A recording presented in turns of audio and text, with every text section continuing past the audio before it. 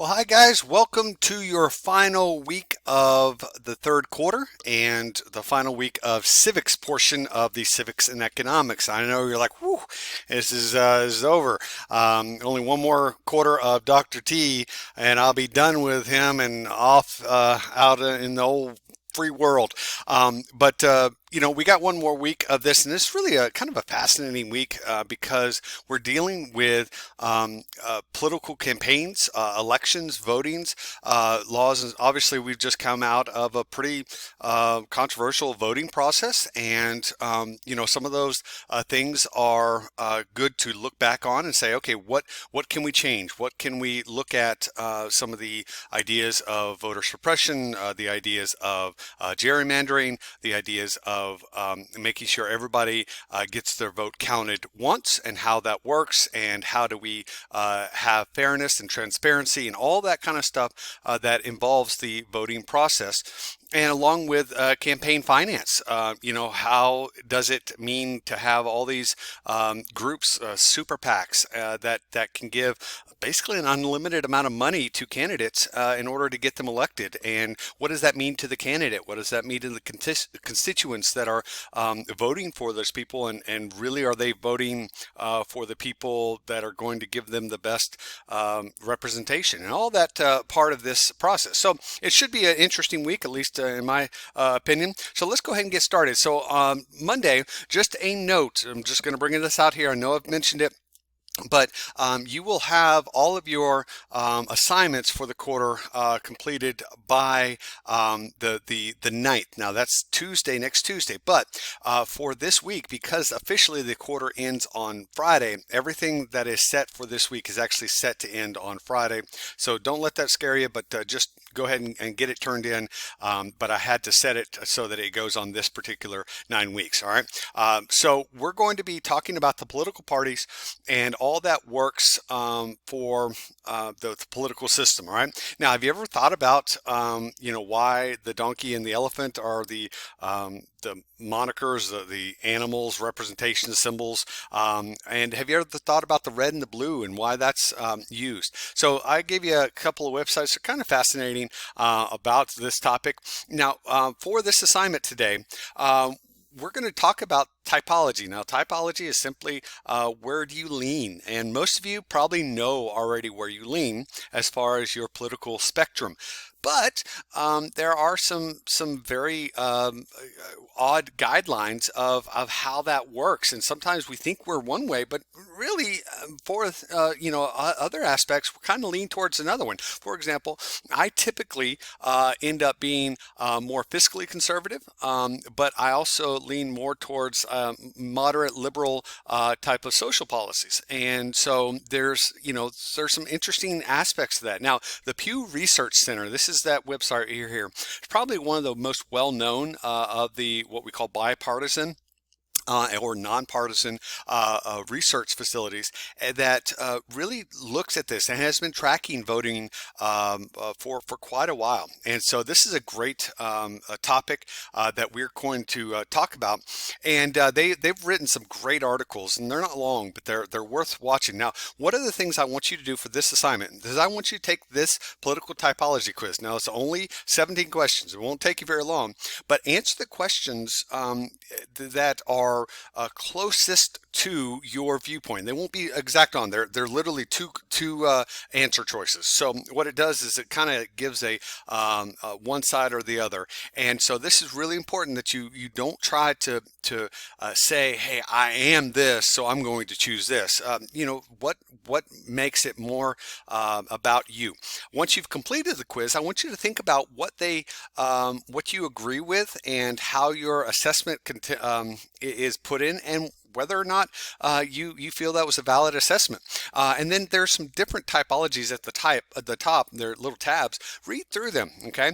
So state the typology you received, whether or not you agree or disagree, and then provide some reasons on that. Okay. So for Tuesday, what you're going to be doing is we're going to be talking about voting. Now, there's all kinds of stuff with voter ID and voting integrity and ballot harvesting, all those kind of things that you probably heard about last election cycle. And there's a lot of stuff that took place with this. So let's go into an actual assignment that really deals with some of these ideas. So I gave you several topics: voter suppression, ballot harvesting, voter ID laws, access to the ballot, gerrymandering, voter fraud, and vote count transparency and security. So any of those topics are free reign. Now, I did give you quite a few articles and websites that help you at least have some pluses, minuses, pros, cons. Now, really, look here: Ballotpedia,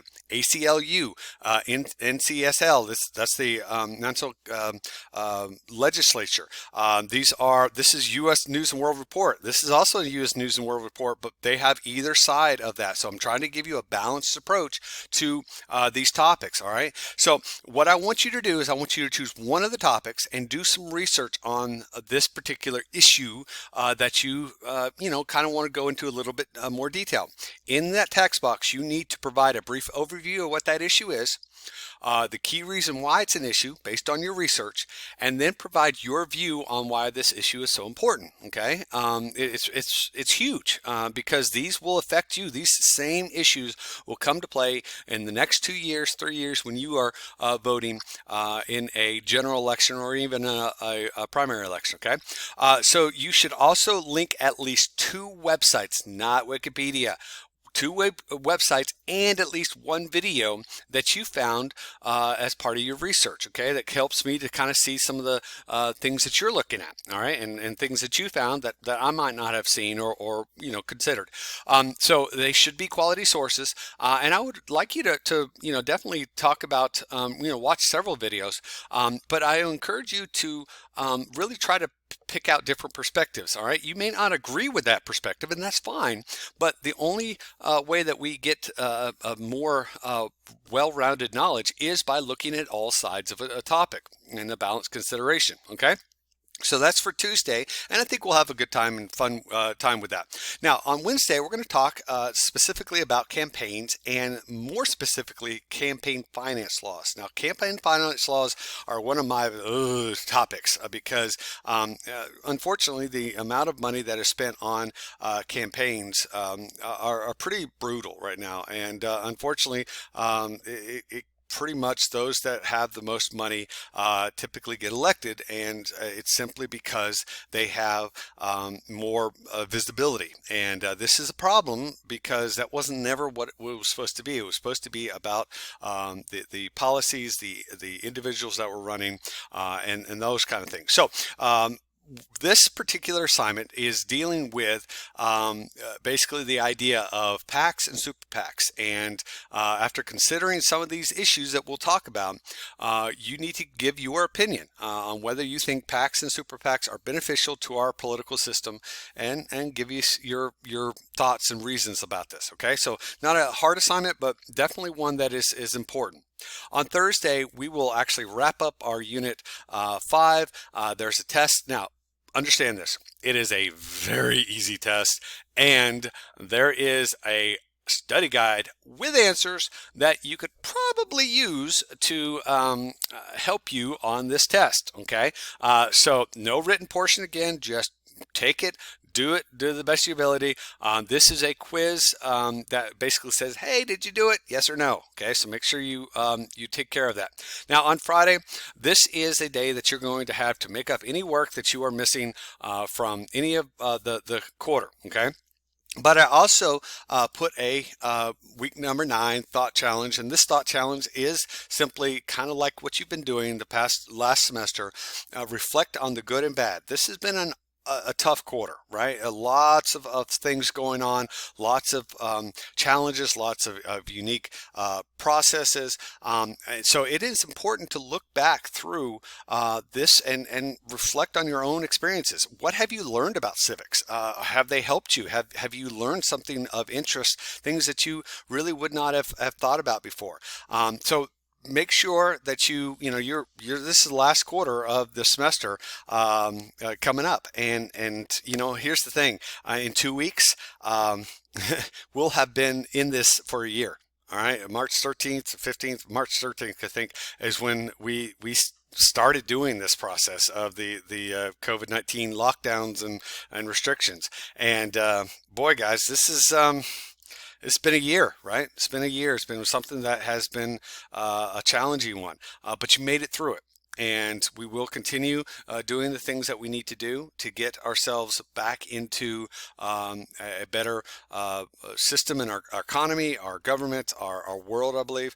And we just got to make those choices ourselves in our own lives. Okay, so that's a Dr. T rant for just a second, but if you've lasted through the rest of the video and you hear my heart, understand that you've done well. I'm proud of you, and I want you to continue doing what you're doing to be excellent in your own life, in your own choices. Right? You can only control you. Can't control anybody else. You can control your actions, your behaviors, your choices. So I encourage you to continue making good choices in your own life and do what you need to do in order to help your life be fulfilled and accomplished, and the things that you can do as a individual. All right, and that is a civic responsibility.